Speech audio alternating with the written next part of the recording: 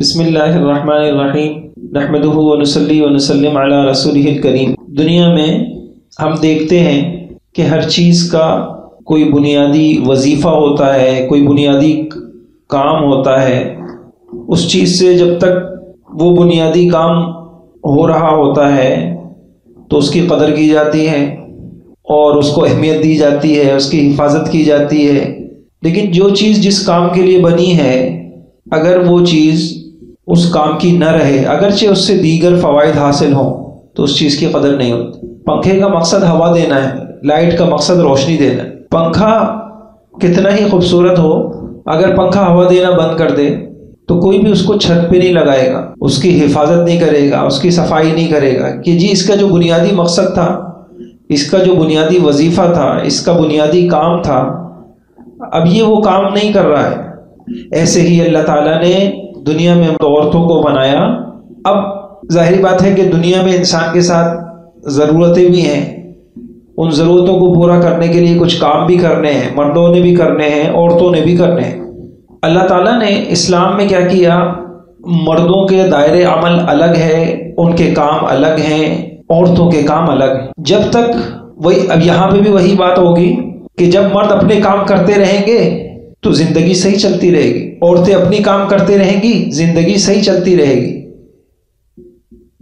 جب کوئی اپنا کام کرنا چھوڑ دے گا تو پھر زندگی کی مقاصد میں خلل آئے گا۔ اب ہم اس کو دیکھیں تو بنیادی کام کیا تھا؟ مردوں کا دائرہ عمل کیا تھا؟ عورتوں کی ذمہ داریاں کیا تھیں؟ مردوں کے فرائض کیا تھے؟ عورتوں کے فرائض کیا تھے؟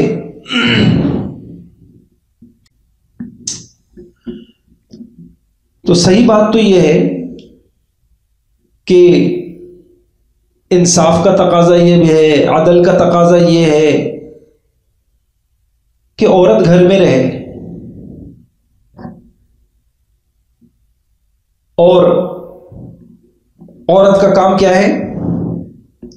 عورت کا کام گھریلو ذمہ داریاں، بچوں کی پرورش، اچھی پرورش، شوہر کو پرسکون زندگی مہیا کرنا، اپنے گھر کو جنت بنانا، یہ عورت کا کام ہے۔ اللہ تعالیٰ نے عورت کو گھر کی ملکہ بنایا، اس کے ذمے گھر کی ذمہ داریاں رکھی، اس کے ذمے گھر کو سنبھالنا یہ اس کا بنیادی کام ہے۔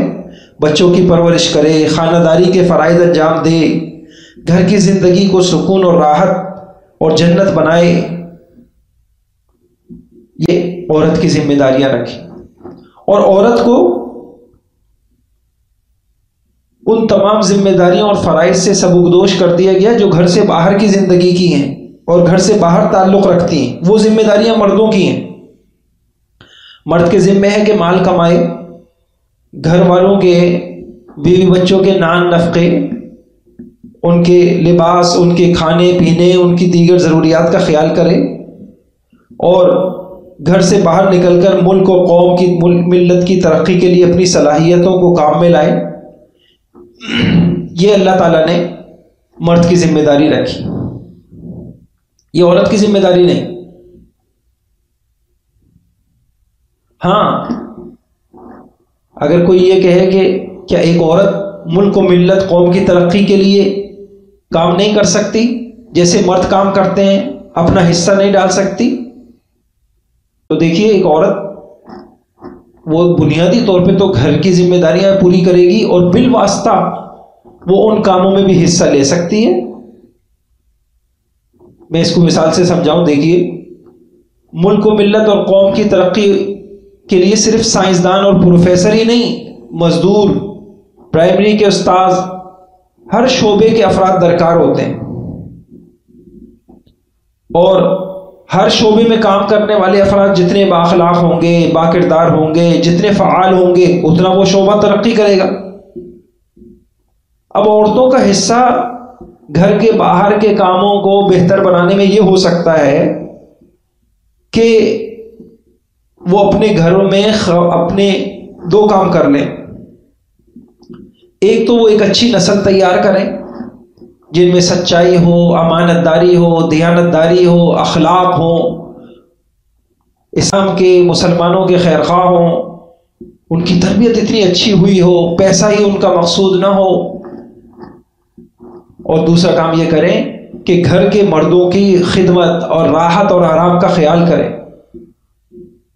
ایک عورت یہ دو کام کر کے پورے ملک و ملت کے کاموں میں بالواسطہ شریک ہو سکتی۔ جب مردوں کو سکون ہوگا گھر میں تو گھر سے باہر ان کی کارکردگی میں بہتری آئے گی۔ پورے دن کا تھکا ہارا مرد جب گھر میں آئے گا اور اس کو گھر میں سکون ملے گا، راحت ملے گا، تو اگلے دن ایک نئے ولولے اور نئے جذبے سے وہ جائے گا اور اپنے اپنے شعبے میں اپنی کارکردگی کا اظہار کرے گا۔ اس سے ملک کو، قوم کو ترقی ملے گی۔ تو سبب کون بنا؟ بالواسطہ عورت سبب بنی۔ تو دیکھیے بنیادی طور پر تو کیا ہوا کہ عورت کی ذمہ داری ہے کہ وہ گھر میں رہے، خانہ داری، گھرداری اس کو دیکھے، بچوں کو دیکھے، ان کی تربیت کو کرے اور گھر کے مردوں کو سکون پہنچائے۔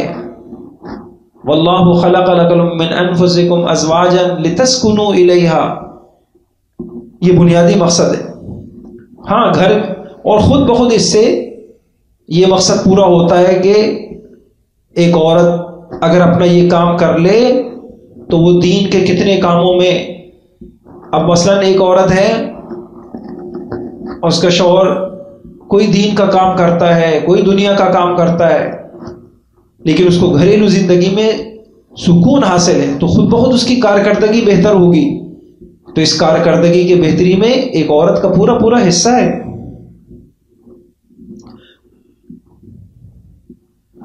اچھا، یہ باتیں کہنا بہت ضروری ہے۔ آج اللہ معاف فرمائے دین نہ سیکھنے کی وجہ سے آج مسلمان اس کی نو کے زبان پر غیر مسلموں کے اعتراضات ہیں۔ شریعت نے یہ جو تقسیم کی ہے کہ مرد گھر کے باہر کی ذمہ داری سنبھالے گا، عورت گھر کے اندر کی ذمہ داری سنبھالے گی، مرد باہر کام سنبھالے گا، عورت گھر میں رہے گی، بلا ضرورت باہر نہیں نکلے گی، یہ عورت پر ظلم نہیں ہے، یہ اس کی حق تلفی نہیں ہے، یہ عین انصاف ہے۔ یہ ہماری جو شریعت ہے عین انصاف ہے۔ اب اس کی وجہ کیا ہے؟ دیکھیے بات یہ ہے، شریعت، عقل، انسانی مشاہدہ، آج کی تمام تحقیقات سے یہ پتہ چلتا ہے کہ عورت کی جسمانی، ذہنی، نفسانی ساخت ہی اللہ نے کچھ اس طرح کی بنائی ہے کہ وہ گھریلو ذمہ داریاں سنبھالنے کے لیے ہی موزوں ہیں۔ گھر سے باہر کی ذمہ داریاں نہ وہ صحیح طور پہ سنبھال سکتی ہے، نہ ان ذمہ داریوں کا اس عورت پر بوجھ ڈالنا انصاف ہے۔ اور مرد کی ساخت اللہ تعالیٰ نے ایسی بنائی ہے کہ وہ بیرونی گھر سے باہر کی ذمہ داریاں ہی سنبھالنے کے لیے بہت زیادہ موزوں ہیں۔ اگر مرد گھر میں بیٹھ جائے تو گھریلو زندگی میں مشکلات پیدا ہونا شروع ہو جائے۔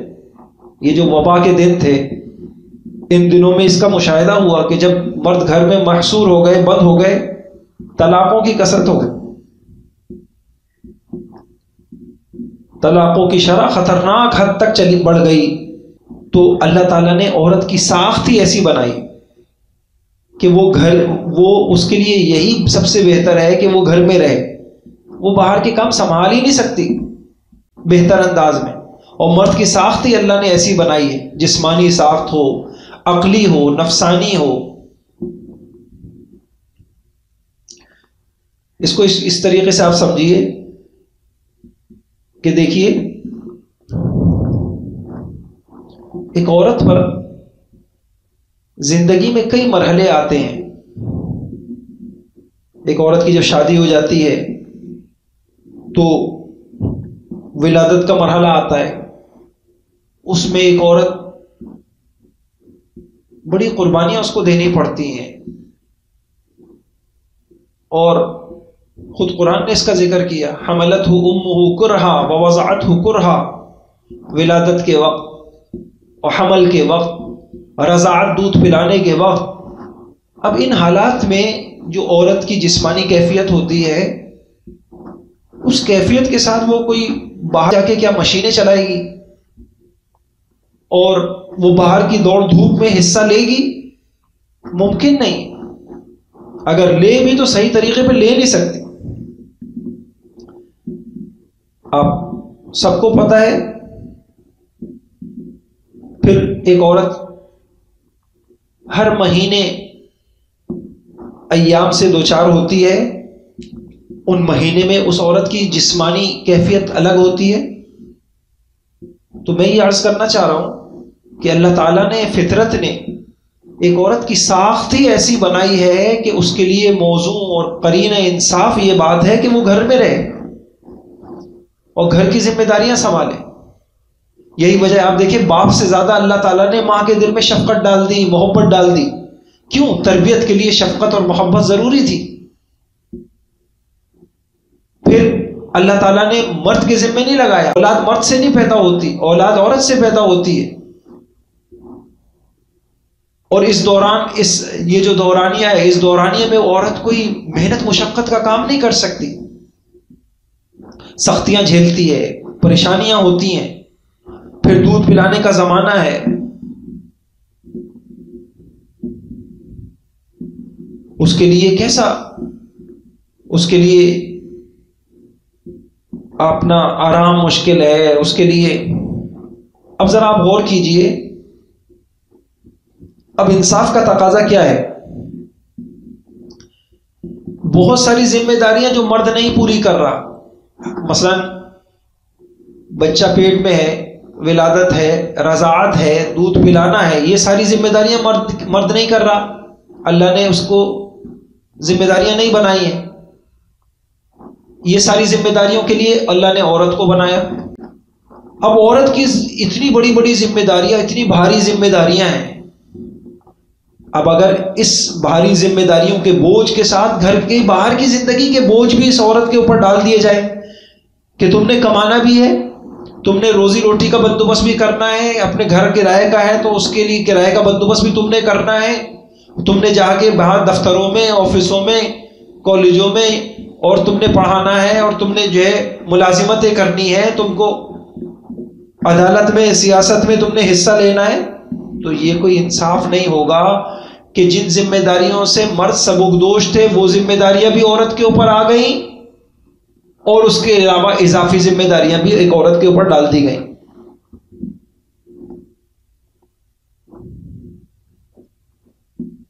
تو آپ نے دیکھا، میں نے ان ساری باتوں میں یہ بتایا اللہ تعالیٰ نے دو مختلف ذمہ داریاں دی مرد عورتوں کو.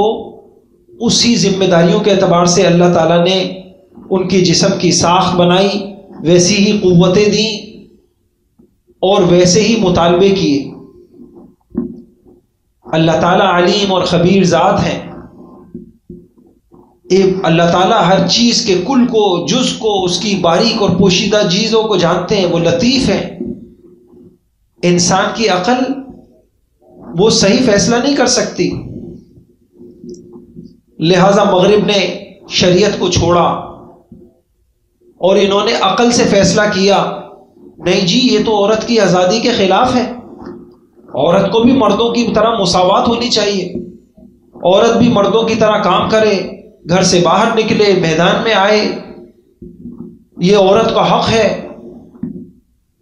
یہاں مغرب نے جب یہ عقل سے فیصلہ کیا تو زبردست چوٹ کھائی.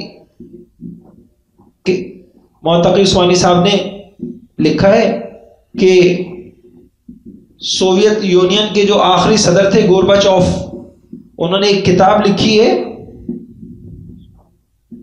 اور بڑی دنیا میں وہ مشہور ہے کتاب. اس نے عورتوں کے بارے میں باقاعدہ ایک باب، ایک عنوان قائم کیا. اس میں صاف لفظوں میں انہوں نے یہ بات لکھی کہ ہماری مغربی سوسائٹی میں عورت کو گھر سے باہر نکالا گیا.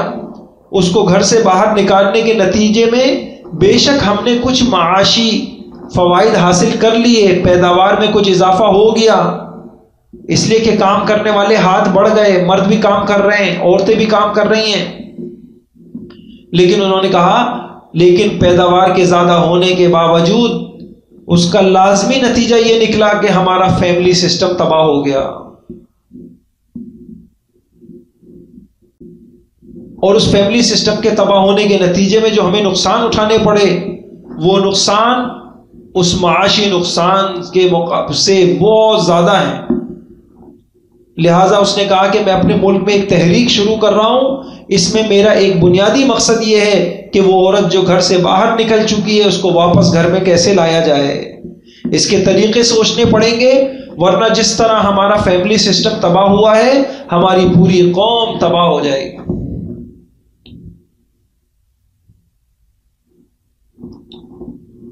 تو آپ نے دیکھا کہ جب فطرت سے بغاوت کی، شریعت سے بغاوت کی، اللہ کے حکم پر اپنی عقلوں کو، اپنے تجربوں کو ترجیح دی، تو پوری قوم تباہ ہو گئی۔ اللہ تعالیٰ نے جو ہمیں ایک فیملی سسٹم، خاندانی نظام دے رکھا ہے، آپ یقین جانیے مغرب اس نعمت سے محروم ہے۔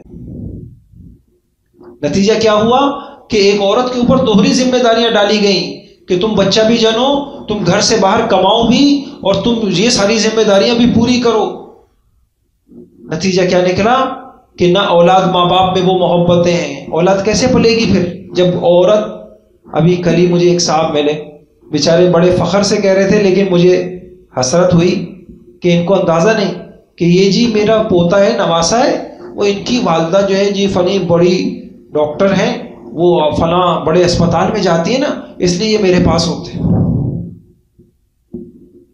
بچے کو ماں کی آغوش چاہیے، ماں کی محبت چاہیے، شفقت چاہیے۔ اس کریم رب نے باپ سے زیادہ ماں میں شفقت دی تاکہ اس شفقت اور محبت کے نتیجے میں ایک نسل کی تربیت ہو، ایک نسل پروان چڑھے۔ صرف چیزیں نہیں بنائی جاتی، اصل چیز تو انسان کا بننا ہے۔ تو جہاں انسان بنتے تھے عورت وہاں سے باہر نکل گئی، اب انسان کیسے بنیں گے؟ اتنا تباہ ہوتے ہوئے آپ نے بھی مشاہدہ کیا ہوگا، ایک صاحب، دونوں میاں بیوی ڈاکٹر، اور جو ہے 20-30 سال ساتھ رہے، آخر جا کے طلاق ہو گئی۔ وہ بیچارہ یوں کہتا تھا کہ یار میں تھکا ہارا آتا ہوں، اب وہ میڈم جو ہے وہ اپنے کام میں لگی ہوئی ہے، نہ کوئی مجھے گھر جب دروازے پہ آتا ہوں نہ کوئی ریسیو کرنے والا، نہ کوئی میرے کھانے کو پوچھنے والا۔ کہنے لگی کہ آنے کے بعد پھر خود ہی میں جو ہے نا وہ گھر سے باہر جا کے کھانا بھی لے کے آتا ہوں۔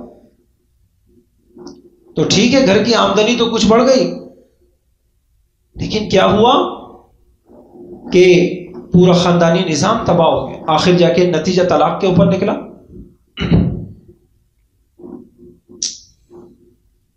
اللہ تعالیٰ نے ہمیں بڑا پیارا دی، مولانا تقی عثمانی صاحب نے لکھا، نئی تہذیب کا عجیب فلسفہ ہے۔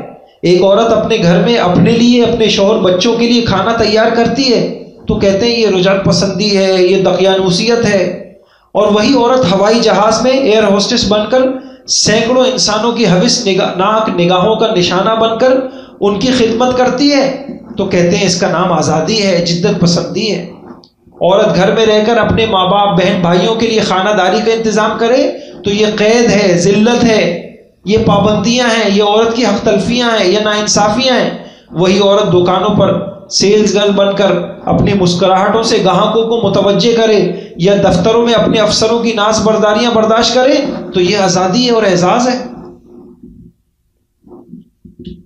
تو اللہ کے واسطے ہم سمجھیں اسلام اور شریعت، حضرت محمد صلی اللہ علیہ وسلم کی سنتیں، ان کو چھوڑ کر ہم کبھی کامیاب زندگی نہیں گزار سکتے۔ یہ ساری بات میں نے کہی، اس کا خلاصہ کیا ہوا کہ عورت کی بنیادی وظیفہ، بنیادی ذمہ داری اس کی وہ گھریلو زندگی کو ایک بہتر بنانا ہے۔ کامیاب ترین عورت وہی ہے جو گھر اچھا سنبھال سکے، وہ نہیں کہ جس کے پاس جو پیسہ زیادہ کما سکے۔ گھر چلانا، یہ پورا ادارہ چلانا ہے، عورتیں بخوبی واقف ہیں۔ اس کے لیے عورت کو گھر میں رکھا گیا۔ جب عورت کا بنیادی وظیفہ یہی ہے، اس کی بنیادی ذمہ داری خانہ داری ہے، گھر داری ہے، اور اللہ نے اس کو اسی کے لیے پیدا کیا ہے،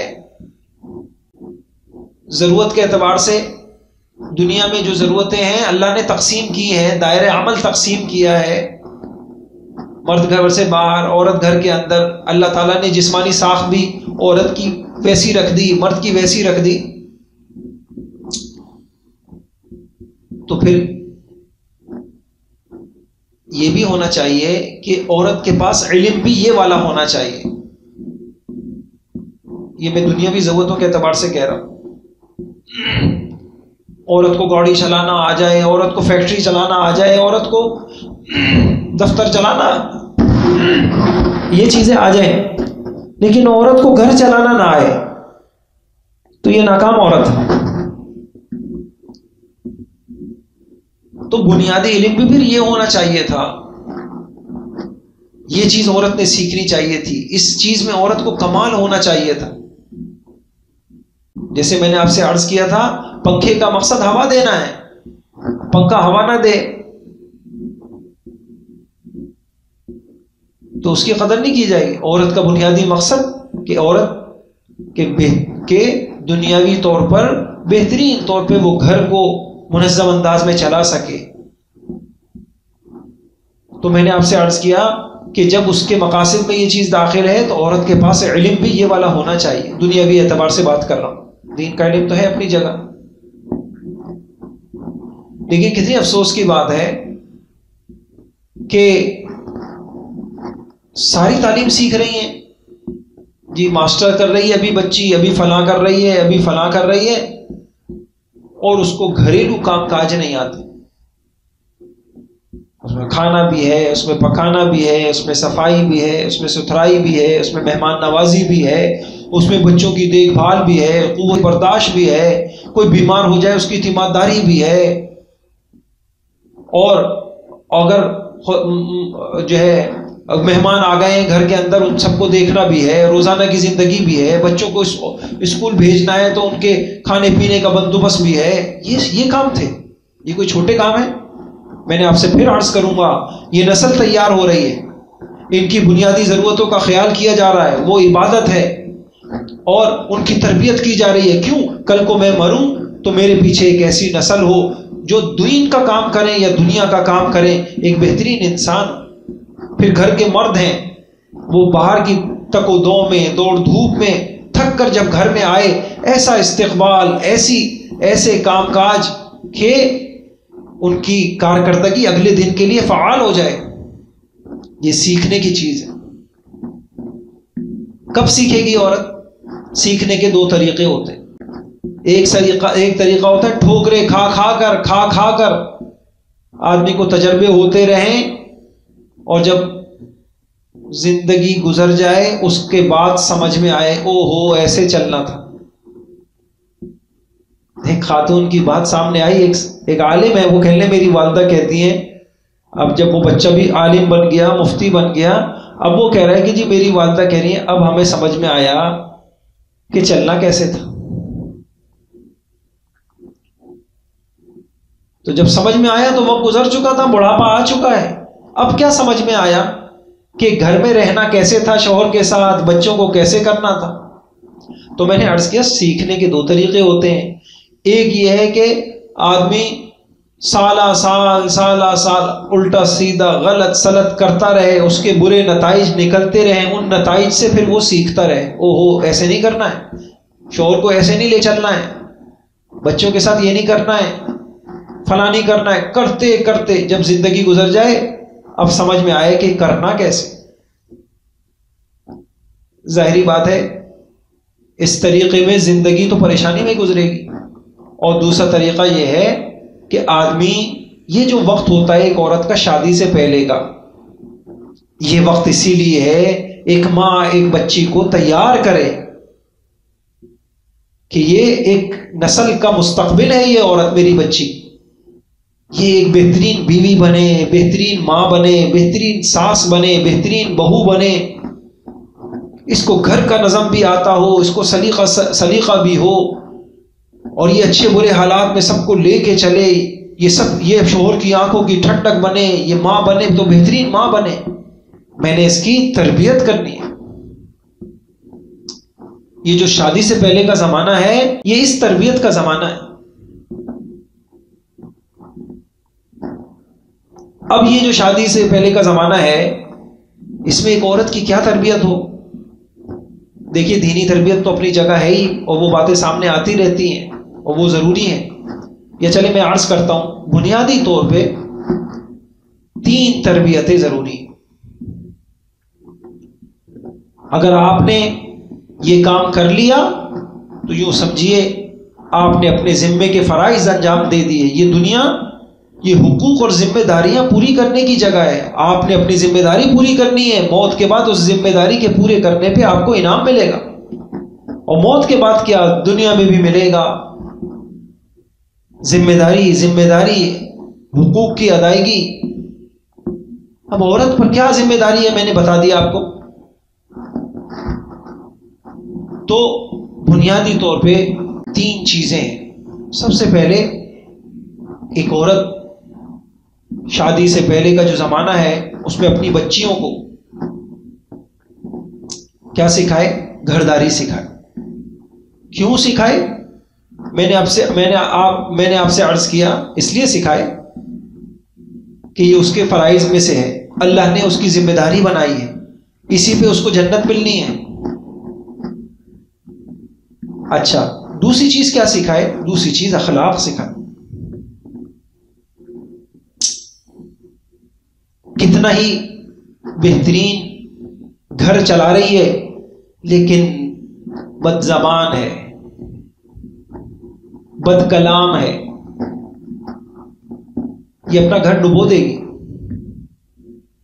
یہ طلاق لے کے واپس آ جائے گی. عورت میں غصہ، عورت میں نفرت. اچھا اگر اس کو میں نے بہت غور کیا، بڑوں سے بھی پوچھا، ایک لفظ میں بولوں، عورت میں جڑنے اور جوڑنے کی صفت ہو. بس کامیاب عورت بننا چاہتی ہے اخلاق میں، اس کے اندر جڑنے، سب کے ساتھ چلنا آتا ہو، سب کو لے کے چلنا آتا ہو، اچھوں کو بھی بروں کو بھی، مفاد پرستوں کو بھی، اور ہر طرح کے لوگوں کو لے کے چلنا آتا ہو، ان کے ساتھ چلنا آتا ہو اور چلانا آتا ہو. جڑنا اور جوڑنا 2 لفظ بڑے آسان میں نے عرض کر دی. بنیادی اخلاق یہ سیکھنا. جڑنا بھی آتا ہو. آپ نے دیکھا کہ بعض لوگ اخلاق کے ایسے ہوتے ہیں ہر ایک کے ساتھ ان کی نبھ جاتی ہے، اور بعض ایسے ہوتے ہیں جس کے ساتھ جڑیں گے ان کو اسی سے شکوے پیدا ہو جائیں گے. اس کا مطلب ہے اس کو چلنا نہیں آتا. ہر چیز میں اظہار ناپسندیدگی، رویوں کا برا لگ جانا، بہت زیادہ محسوس ہونا، یہ چیزیں زہر ہیں ایک عورت کے اندر. یہ پھر چل نہیں سکتی سب کے ساتھ. تو جوڑنا آتا ہو اور جوڑنا آتا ہو. اور بعض ایسی ہوتی ہیں جن کو جوڑنا آتا ہے. بعض آگ لگانے والی ہوتی ہیں اور بعض آگ لگی ہوئی آگوں کو بجھانے والی ہوتی. وہ کسی نے کہا نا عورت کسی سے کہا کہ جی عورت فائر بریگیڈ یہ والا کام کیوں نہیں کرتی؟ انہوں نے کہا اس لیے کہ عورت کا کام آگ لگانا ہے، آگ بجھانا نہیں. ادھر کی ادھر لگائی، ادھر کی ادھر لگائی.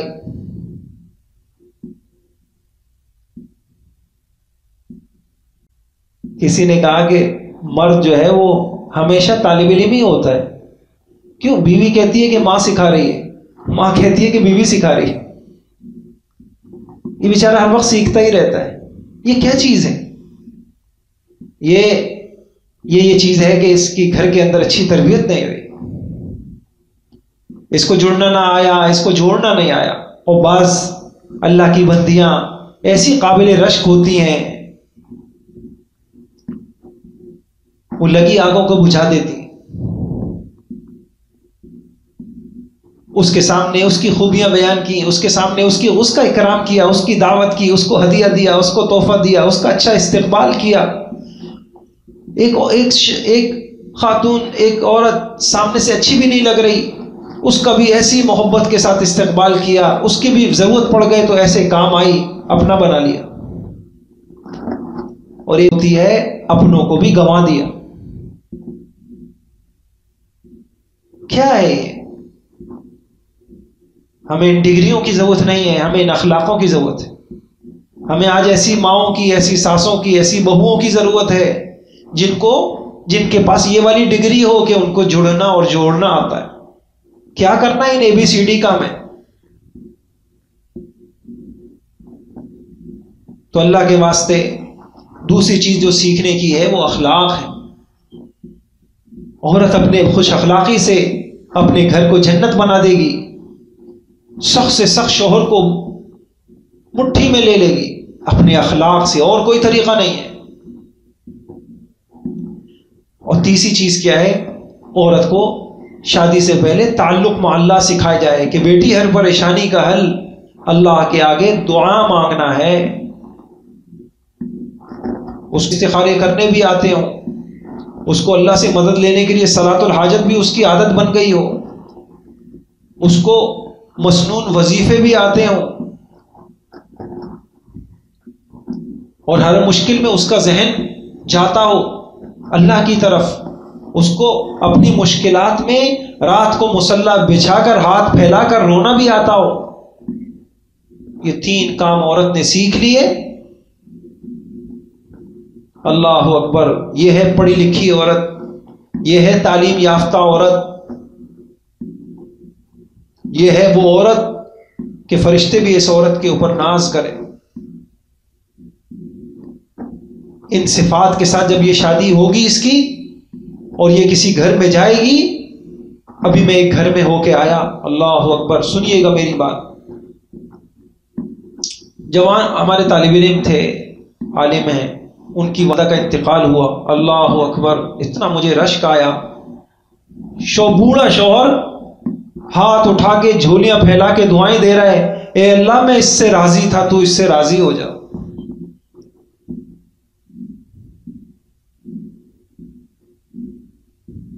اے اللہ میں اس سے راضی تھا، تو اس سے راضی ہو جا. ایسا سب تعریفیں کر رہے ہیں. سوکن آئی ہوئی ہے، دوسری شوہر نے 2 شادیاں کی تھی، سوکن آئی ہوئی ہے. ایک بیٹا اسی وقت میرے سامنے آیا کہ ابا وہ جو آئی ہوئی ہیں وہ کہہ رہی ہیں جتنا انہوں نے مجھے عزت دی اور کسی نے عزت نہیں. آپ یقین جانے میں نے طالب علم سے کہا یار تم نے پہلے کیوں نہیں بتایا، تمہاری ماں ایسی تھی، ہم دعائیں کراتے. یہ ہے کامیابی کہ ایک عورت جا رہی ہے اس دنیا سے، شوہر ہاتھ اٹھا اٹھا کے دعائیں کر رہا ہے. بیٹے اللہ اکبر. بیٹے نے مجھ سے کہا کہ استاد جی بتائیے میں کیا پڑھوں. میں نے کہا کتنی عمر تھی؟ 60 سال 65 سال. میں نے کہا بس 60-65 قرآن تو آپ طے کرو کہ 60-65 قرآن ان کی زندگی کے بقدر قرآن ختم کر کے ان کو ہدیہ کرنے. کہا بس استاد جی طے ہو گیا، بس یہ میرا آپ سے وعدہ ہو گیا. یہ ہے اولاد، یہ ہے ماں. اور ایسی تھا، آپ حیران ہوں گے، ان کے شوہر مجھ سے کہنے لگے، بوڑھے شوہر کہنے لگے کہ میں نے اس سے کہا کہ بھائی تم مجھ سے راضی تو ہو سوائے ایک بات کے کہ میں نے دوسری شادی کی ہے. کہنے لگی نہیں میں اس پہ بھی راضی ہوں. یہ مجھے سنا رہے ہیں وہ، نہیں میں اس پہ بھی راضی ہوں.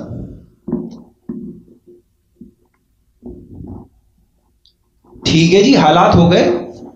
انہوں نے کہا کہ ہاں فطری طور پہ جب پہلی ہوا اس طریقے سے تو ان کو برا لگا، یوں ہوا، آہستہ آہستہ ایڈجسٹ کر لی اپنے آپ کو حالات کے ساتھ. یہ جو ناشکری کی سوچ ہے، میں انشاءاللہ عرض کروں گا آپ کو. میں 2 بہترین کتابیں جس پہ میری زندگی کا کافی وقت لگا ہے اور الحمدللہ آپ کا بھی اس میں حصہ ہے. میں نے آپ سے یہاں سوالات کر کے اور خواتین نے جو جواب دیے ہیں الحمدللہ 2 کتابیں لکھی ہیں. ایک کامیاب گھرداری، ایک شادی مبارک. ایک جگہ ایک ادارہ ہے، وہ مفتی صاحب ہیں، وہ کہنے لگے میری والدہ خواتین کو یہ 2 کتابیں دیتی ہیں کہ اگر تمہیں اچھی زندگی گزارنی ہے، کامیاب زندگی، بس تم یہ 2 کتابیں پڑھو. تو میں انشاءاللہ یہ سلسلہ شروع کر رہا ہوں. پہلا سلسلہ ہوگا کامیاب گھرداری، اس کی ضرورت، اس کی اہمیت، اور اسلام نے یہ جو تقسیم کی ہے وہ ساری بات میں نے آپ کو سمجھا دی. اب کامیاب گھرداری کسے کہتے ہیں؟ انشاءاللہ یہ سلسلہ شروع کروں گا. اہتمام سے خواتین سے گزارش ہے کہ یہ تشریف لائیں، اپنی بچیوں کو بھی لے کے آئیں اور ان نشستوں کے اندر انشاءاللہ بیٹھیں. اللہ کی ذات سے امید ہے کہ ایک کام سامنے آئے گا اور انسان کو اپنی اصلاح کے لیے، اپنے آپ کو بہتر بنانے کے لیے، اپنے گھر کو، یہ وظیفے ہیں. لوگ کہتے ہیں کوئی تعویذ دے دو، یقین جانے آپ کو اپنی زندگی محنت سے خود بنانی ہوگی.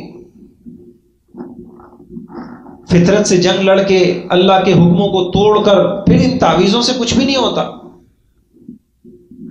مرد کو مٹھی میں لینا ہے، فلاں لینا ہے، یہ تعویذ ہو رہے ہیں، وظیفے ہو رہے ہیں، دم اور پھونکیں ہیں. یہ سب سے بڑی پھونکیں ہیں جو میں آپ کو بتا رہا ہوں. انشاءاللہ اللہ تعالیٰ مجھے بھی عمل کی توفیق عطا فرمائے، آپ کو بھی عمل کی توفیق عطا فرمائے.